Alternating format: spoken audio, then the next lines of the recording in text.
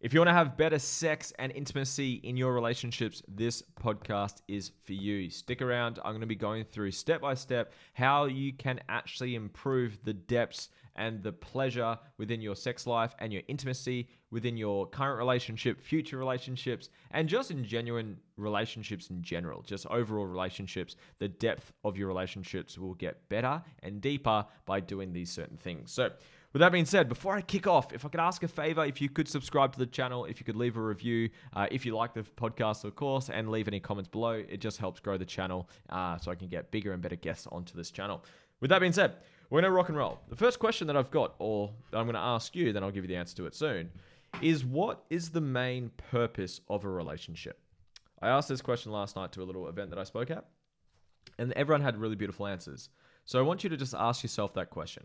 What is the main purpose of a relationship? And some of the answers were awesome. They were like to grow together, to support each other, to help each other, to see each other, to connect with each other, to grow with each other. And they're all beautiful answers, and I believe they're all correct answers. The answer that I have, if I had to get into one sentence, a relationship helps you heal. That is as defined and summarized as possible for me anyways. And obviously there's other facets of a relationship, of course, but one of the core purposes of a relationship is to help you heal. So I should have said this at the start. I'm going to be sharing things that have nothing to do with sex and intimacy, but at the same time have everything to do with sex and intimacy. Because some people think it's just the magic tactic and skill and strategy and 7-step formula to have better sex.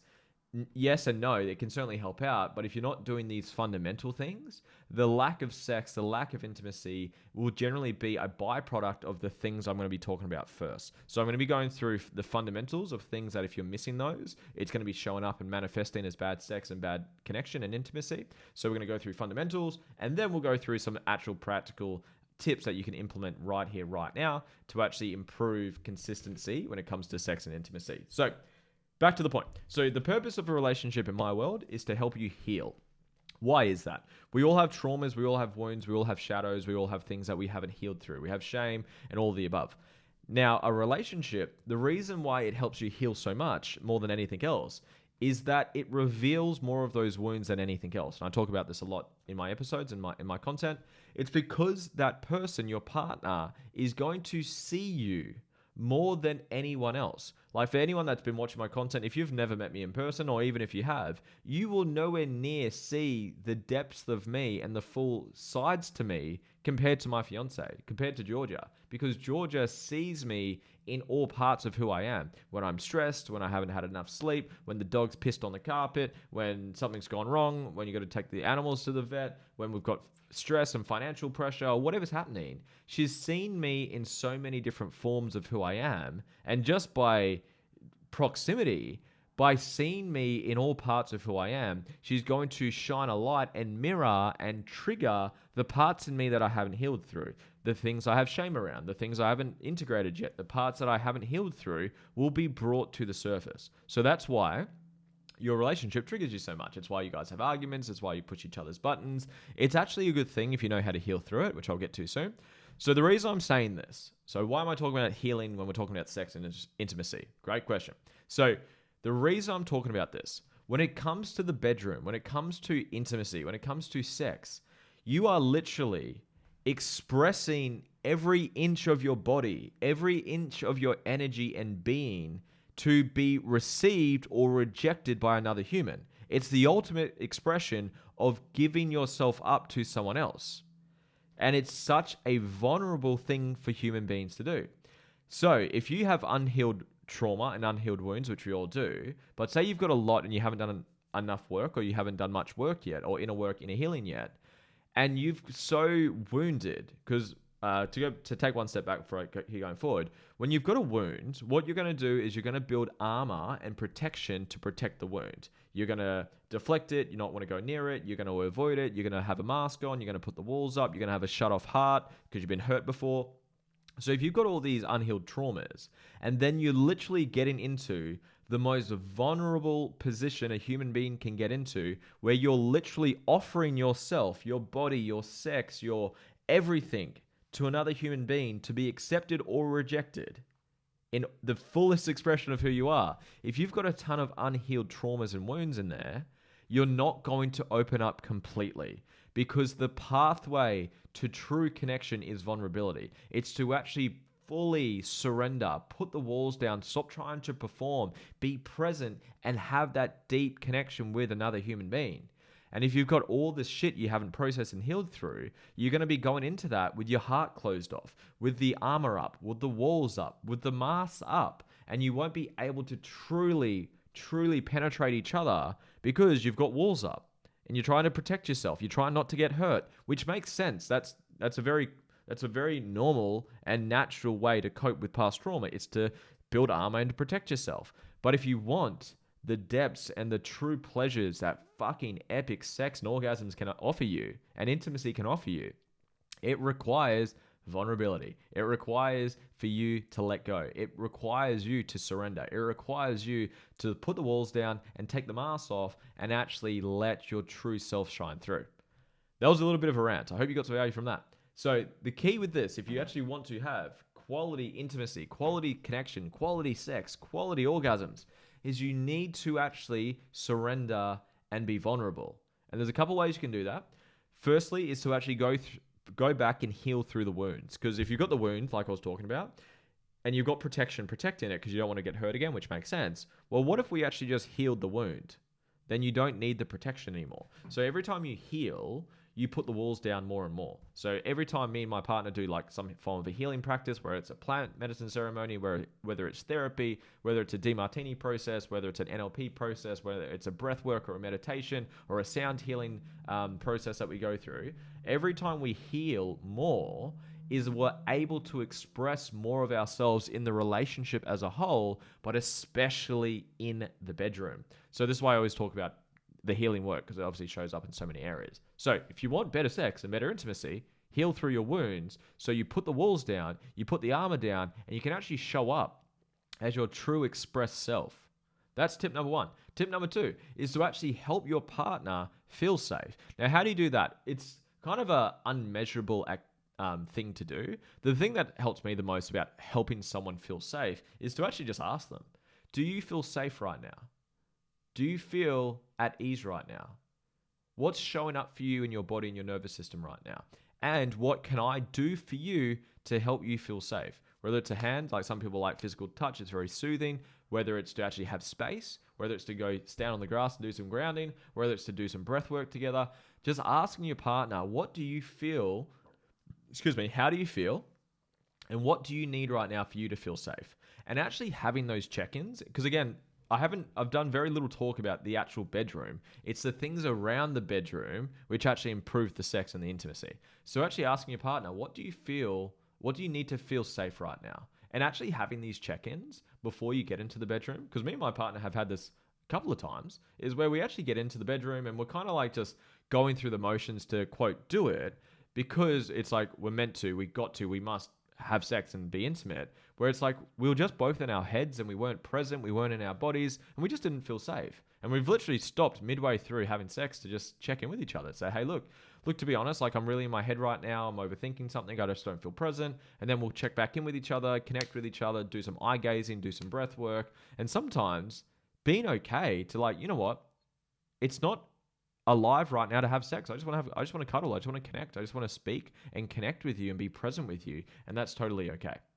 So learning to actually read and be attuned with each other with what's alive, what's right now, what is meant to happen right now. Maybe it's not to have sex. Maybe it's just to connect. Maybe it's to massage each other. Maybe it's just to talk with each other and not getting so caught up on the sex itself. So I hope you got some value from that.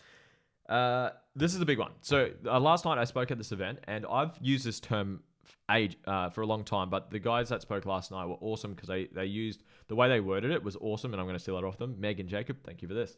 And they spoke about clearing the channel. So they talk about a channel between your heart and your partner's heart.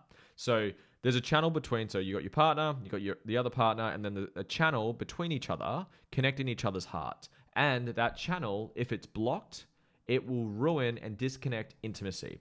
And if it's clear, the intimacy and the attraction and the flow the spark will just flow between each other, and you just feel so alive and electric with each other.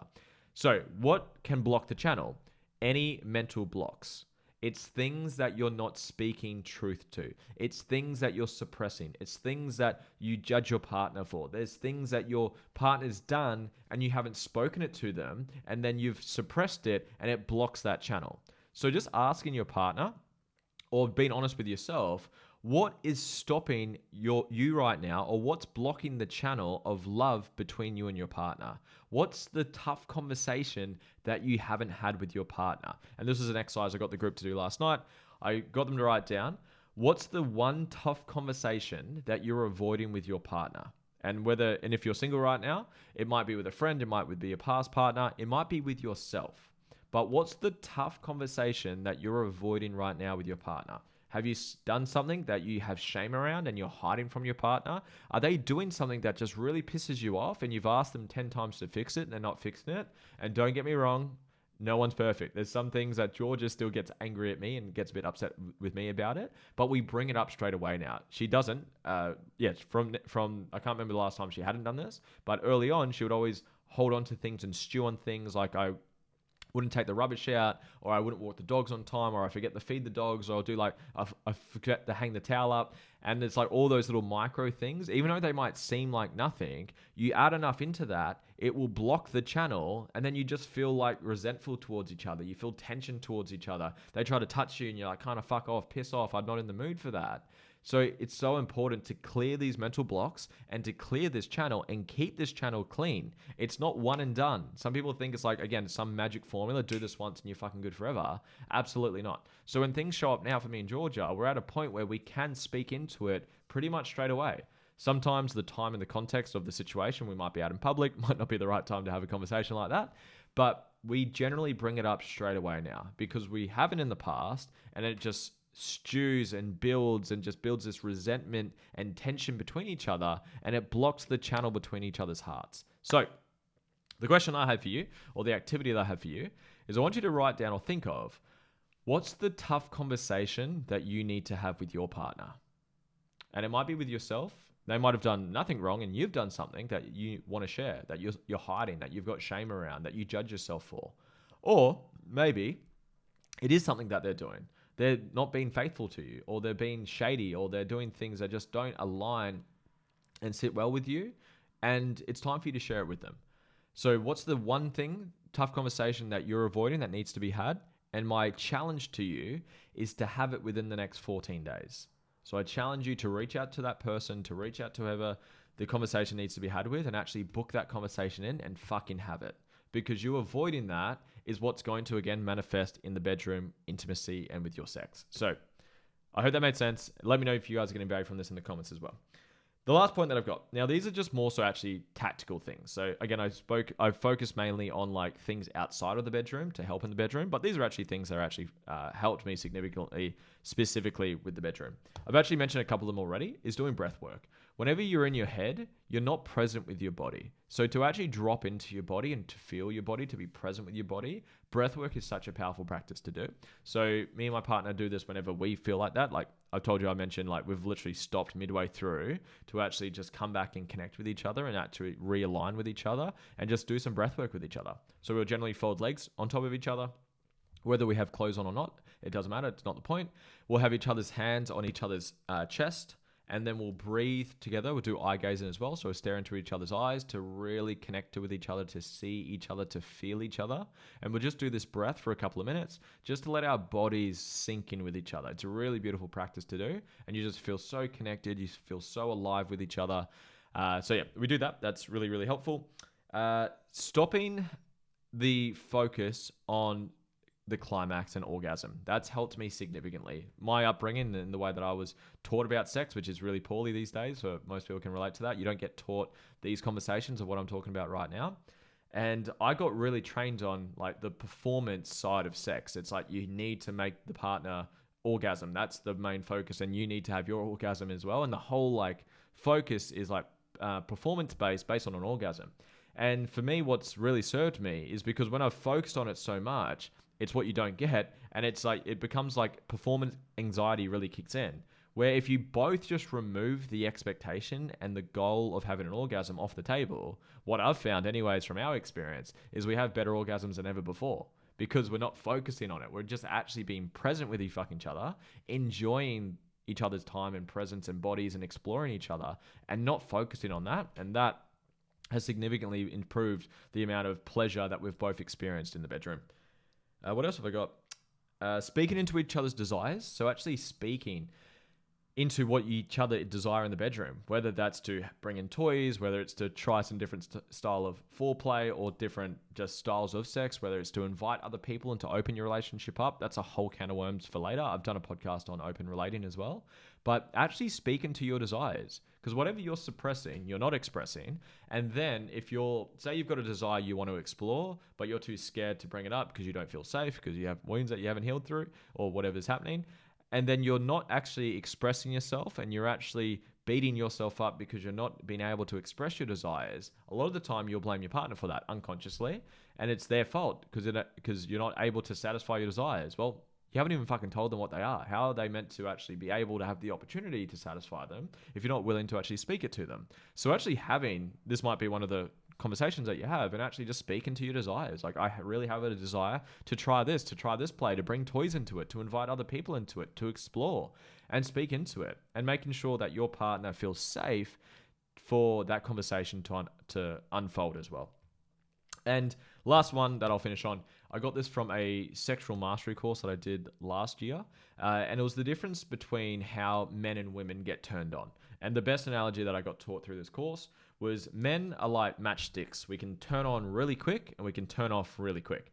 Now with women are like boiling water. They take a while to warm up and to actually get heated up. But once they're boiling, they can last a very fucking long period of time. And that is the best analogy I've been able to understand this. So when it comes to keeping that spark and that energy and that electricity between each other from an attractive standpoint, is to actually do flirting around the bedroom. Whether it's a kiss on the neck, whether it's the way they like being touched, whether it's a rub on the shoulder, a rub of the bum, or whatever they find attractive. Obviously, you can speak to your partner, what things turn you on, in the way that you can subtly touch them, whether it's in the kitchen, whether it's around the bedroom, whether it's just things around the bedroom. Because if you're keeping that, especially for women, you're keeping that temperature simmering and almost boiling. By the time you get to the bedroom, it's like it's on. Like you've got so much, you're ready to jump into it and rip each other's clothes off, rather than like you've been like literally super cold water with zero attraction, zero spark, to then jump straight into the bedroom. And most men don't do much foreplay, and then it's like it's not a good recipe. So being able to actually just keep that sort of spark and simmer around the bedroom has really served me and my partner as well. So these are my points. I'll summarize those quickly. The purpose of a relationship is to heal. To be able to heal, or to be able to open up and fully surrender and let go, to have the depths of pleasure and intimacy and that sex has to offer and intimacy has to offer, you must be willing to actually let go and surrender. And to be able to do that, you need to feel safe and you need to heal through your shit. So go heal through your stuff. You want to know how to heal, you can send me a DM. You can join my conscious community and I can show you how to do that. But go do your inner healing work. Remove any mental blocks. Go have that tough conversation. Stop avoiding it. Whatever you are avoiding, whatever you run away from, you run into. So if you're avoiding something, you're actually going to be held back by that, and you're going to run into that, and it's going to trigger you. It's going to hold you back, especially in this area of life. Go through breath work, eye gazing, slowing things down. Stop focusing on the orgasm. Speak into each other's desires and keep the electricity and the flirting around the bedroom going, and it will hopefully add to your intimacy and sex life. I hope you enjoyed this. If you're interested in doing any work with me, whether it's healing, finding purpose, building relationships or business, go to the link below or the caption below. There's my conscious community. It's a money back guarantee community. It's a cancel anytime. You get all access to me. It's fucking amazing. Go check it out. The details are down below. I appreciate you, and I'll speak to you soon. Bye.